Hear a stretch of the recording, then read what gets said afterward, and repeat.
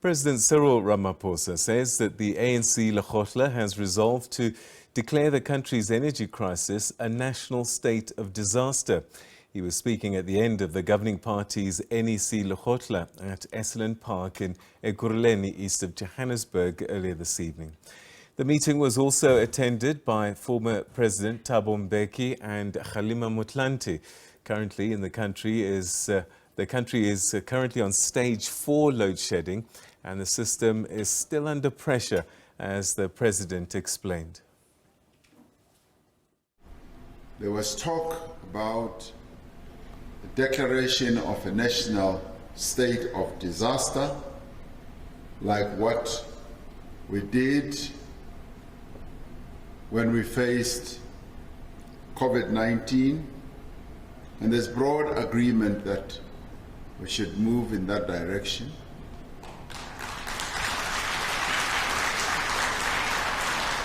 Work is already underway within government to establish whether the legal requirements for the declaration of a national state of disaster are met, and what specific actions we would be empowered to undertake to urgently resolve load shedding within the framework of a national state of disaster. This matter is going to receive urgent attention in government processes. It will also be discussed more fully and thoroughly at the government Lekgotla, which will be taking place in the next few days. And it is a matter that should be attended to and resolved without delay.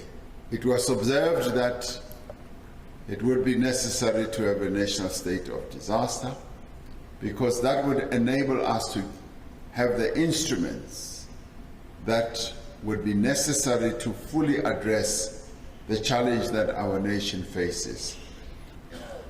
The Lekgotla agreed that a decisive national energy crisis action plan must be rolled out with a serious focus on the mobilization of the whole of government and society, so that this whole process should not be seen as the responsibility of government alone.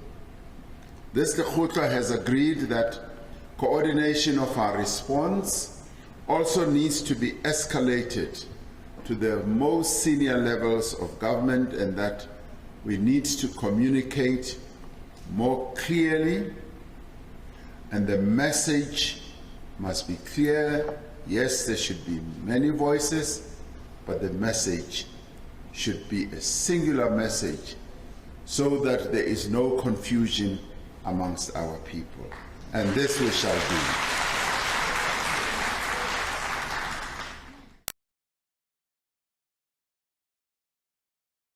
Anthoni van Nieuwkerk is a professor of international affairs at the Thabo Mbeki African School of Public and International Affairs, and he joins us now for more. Thanks very much indeed for joining us, and welcome to the program. Thank you, Peter, and good evening. In many ways, a lot of people were waiting to see what would come out of this ANC Lekgotla, given that it is the governing party and the leadership of that governing party coming together to give us some direction. Do you think that the president has been able to do that in his closing remarks? Yeah, let's start with the positives, Peter. I think he's put his finger on it. It is the greatest, the biggest threat that the nation faces currently that needs urgent attention. And he spent a bit of time talking about that. He spoke about many other things as well, but I think in our minds and the way that we receive the message, the energy crisis and how it impacts on all of society is critical to the survival of the nation. And by the way, if we talk politics, because it was a political gathering of politicians, it will impact on the fortunes of the ruling party as well if this is not resolved. So it is in his interest, in the ruling party's interest, but also in society in general, our economy interest, that this issue is addressed. So yes, a thumbs up. But he did say, I mean, he was cautious in his announcement, and I was listening quite carefully to what he had to say and what he didn't say. He did explain in that style of his that there needs to be a number of follow-up processes before government can declare a state of national disaster. So there's a political Lekgotla, followed by a government Lekgotla, following by a State of the Nation address in early February, 2 weeks from now. And I guess at that time, we will know more about whether government is actually going to legally implement a national state of disaster. And by the way, as South Africans, we know about states of disaster. We lived through one for 2 years or longer. And it has positive and negatives that we need to understand. All right, so help us as the public understand, what will a state of disaster enable government to do that they can't do now? How does it benefit us as citizens? Yeah. I think that's a critically important question. So when a country or a nation faces a grave threat to its national security, its well-being, its survival, economically and politically and socially, then you would expect government to pull together and to integrate all of the tools at its disposal to make work of the challenge, to identify it, to put measures in place to mitigate the impact of the disaster. And in fact, to help recover the economy and society at large, to come out at the other end alive. And so, yes, we want an integrated plan from government, managed at the highest level of responsibility, involving all sectors of society, not only government or the state, in terms of implementation. So that is what we expect government to do, given the depth of the energy crisis. And indeed, the legislation makes provision for an integrated, high-level, multidisciplinary, if you want, plan of action. And it's contained in the Disaster Management Act of 2002. Responsibility sits with the department or the minister responsible for local government and traditional affairs, COGTA.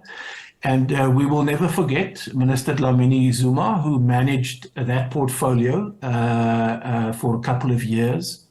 But it also brings together a cabinet level committee in terms of decision making and control. And so, yes, I think this is the positive. It enables, if the legal preconditions are met, then it'll enable government to deal quite decisively and with speed with this disaster.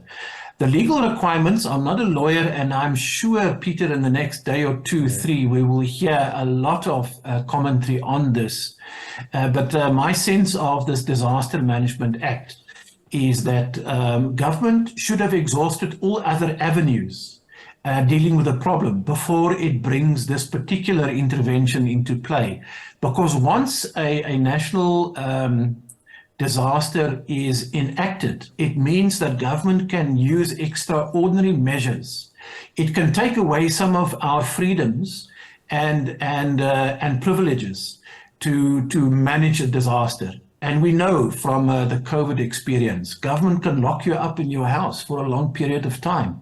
It can shortcut procurement processes. It can give enormous political and decision-making power to a few individuals who sits in a committee that is not necessarily scrutinized by parliamentary oversight. So there are the challenges. All right, you mentioned COGTA there, and one of the issues that the president raised today was that of underspending. So municipalities get given these budgets and they're not spending them for one reason or another. And that, of course, then translates into non-service delivery. Let's take a listen to what the President had to say, and then we'll unpack it. We also reflected on the phenomenon that has been evolving, where there has been underspending of budgets, where money that has been budgeted is not spent, and we found that this money runs into billions, and agreed that this must come to an end, because if there is money, it must be spent to good effect, funding the services that our people need. And we will be giving attention to this. In strengthening the fight against crime and corruption, this Lekgotla has emphasized the need to mobilize, yes, all of society, starting at a community level, to fight the scourge of crime. We have said that ANC branches should reclaim the space and play an active role in addressing community concerns in this regard. We have resolved on action to improve relations between the police and the community through existing structures such as community policing forums. There are specific steps that can be taken to improve community safety and discourage vigilantism, such as enabling satellite police stations to operate on a 24-hour basis in a day. Right, so that's a part of the President's speech. This underspending, not spending the budget, and I guess what it speaks to could be incompetence or negligence or all of the above. And in the end, if we don't change the people that are handling these budgets, we're going to carry on having the same problems. Yeah, let me see, Peter, if I can make a connection between what the President spoke about in terms of policing and crime and so on, and budgets that are underspent and so on, and then the energy crisis that we face. There's also a criminal element involved there, as we now know and understand. So I think the President is correct. Budgets are allocated, monies are returned at the end of the financial year. And the problem lies with the absorptive capacity of a municipality or a local government or even a provincial government, because it doesn't have the tools or the human capital to actually manage the money in a proper way, as regulated by legislation, in a way that means we can account, or they can account for the money spent. And so rather than getting yourself into trouble, you will underspend and return the money instead of spending the money knowing that it's going to be wasteful, or it's going to be corrupt, or it's going to be eaten in some or other way. So indeed, this is a problem with governance at a broader level. But if you bring this point back to the possibility of government declaring a national state of disaster to deal with the energy crisis, then I think procurement, money that is made available for the fast disbursement of money, of funds, to procure equipment, spare parts, tools, salaries, money for consultants, and so on, to deal with the energy crisis. It raises the specter that we've seen during the COVID-19 pandemic of emergency money procured for personal protection gear that disappeared between the hand and the mouth. In fact, we now know that politicians at the highest level were responsible for some of the money that disappeared. And many people will point out in coming days, Peter, that if government is allowed to create a committee that makes decisions behind the closed door in terms of dealing with the energy crisis, we will face the same kind of social crisis that emerged as we've seen with the COVID-19 pandemic crisis response, which is the inability of government to properly deal with the matter and they were not scrutinized or held accountable for some of the decisions. You and I will never forget that the minister was able to say that you can't go and buy items at a shop or smoke a cigarette or drink a beer. And we couldn't challenge those decisions. And I don't think on this level, this is my concern, I don't think that if you centralize decision-making around the energy crisis to a committee of government officials who has the extraordinary powers to make decisions on behalf of all society, that it will necessarily address the problem, and that we as citizens will have the confidence and the trust that this will be done in our best interest. And for me, if I can add a sentence to solve the problem that I've just created, I think that if government is open enough and the ruling party is open enough to bring the experts in civil society into the decision-making process, including the private sector, which many citizens I know do not fully trust because they fear the privatization of energy, which will lead to higher prices.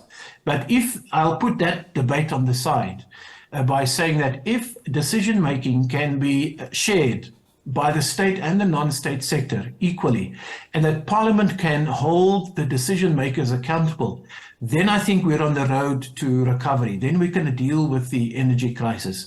But let me also say, maybe in one other sentence, I still need to be convinced, and probably you too, Peter, that declaring a national state of disaster, giving government extraordinary powers of decision-making, must be the last resort. I want to know whether all the other avenues have been exhausted. In the same breath, the Lekgotla spoke about the rollout of an energy action plan of some sort.